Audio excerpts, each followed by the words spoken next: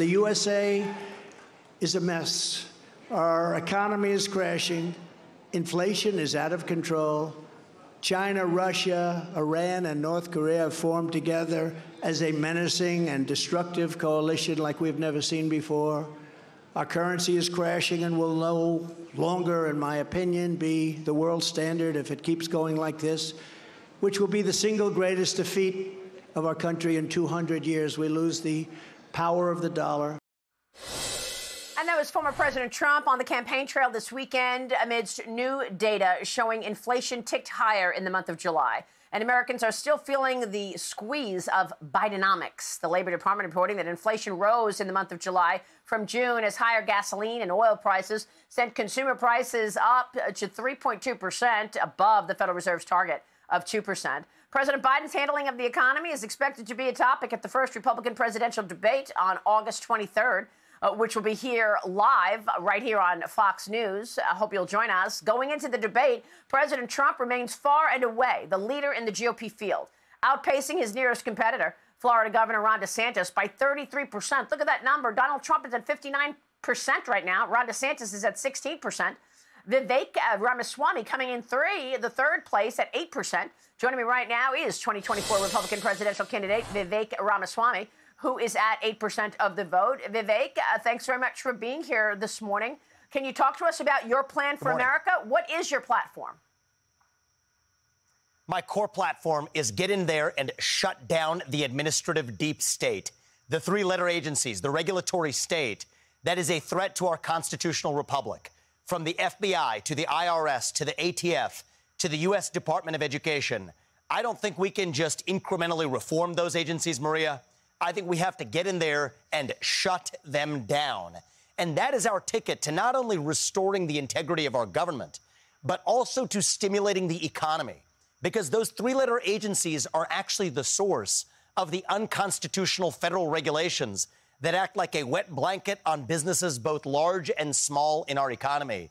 And so that's why a centerpiece of my agenda is delivering GDP growth, economic growth. And Maria, it is my conviction that young people, all people, are more proud of a country, more united behind that country when we are all making more money in that country.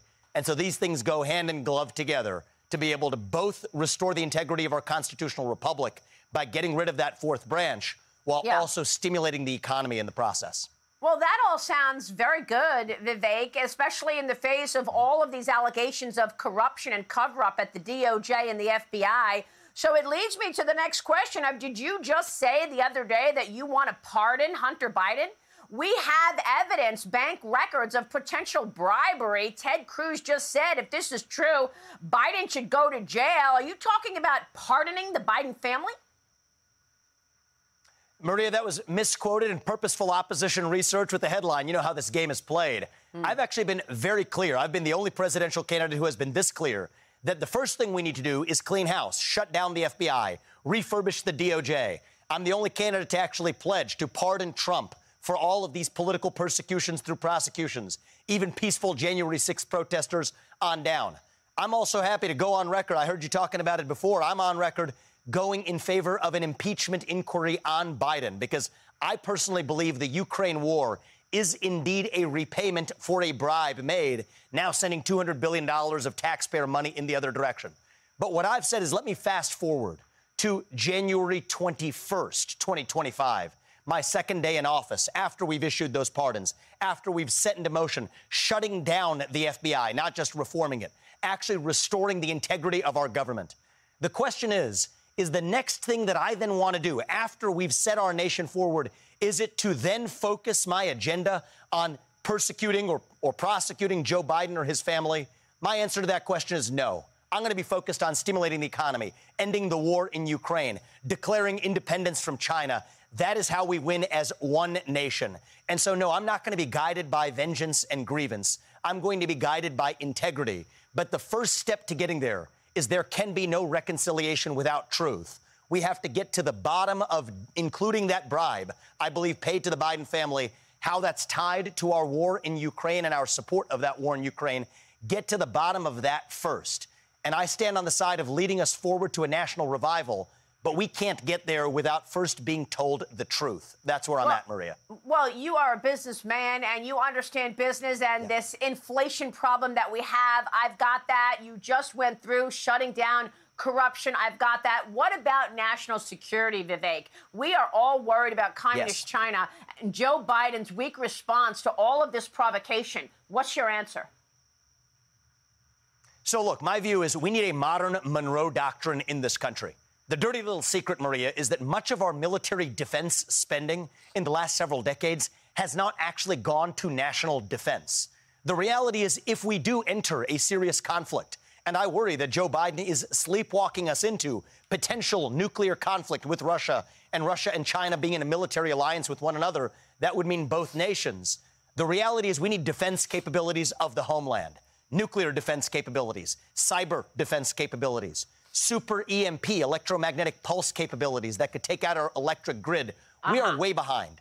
And so the hallmark of my foreign policy is going to be you don't mess with the homeland. Start with that first. Well, it's nice to hear some toughness, that's for sure. Vivek, you are at 8%. You've got the debate coming up. If you do not get higher numbers, or would you be prepared to work with perhaps President Trump? Have you spoken to President Trump about being a part of his cabinet?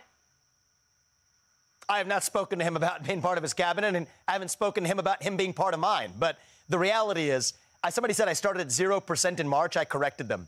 I started at 0.0% in March, and now I'm running at third in the Republican national primary ahead of the first debate on the same trajectory that Trump was in 2015. So, Maria, I expect to be the nominee. I expect to win this election in a landslide. But here's what I do want. I fully expect, I respect President Trump. I don't bash him because I think he was an excellent president, and we have a good relationship of mutual respect. I expect him to be an advisor, even a sort of mentor when I'm in the White House, teaching me where the bodies are buried, how to go further than he went. That's my mission with our America First agenda, and that's the relationship I expect. All of that sounds like reason to celebrate, which you did this weekend at the Iowa State Fair. Let's take a look.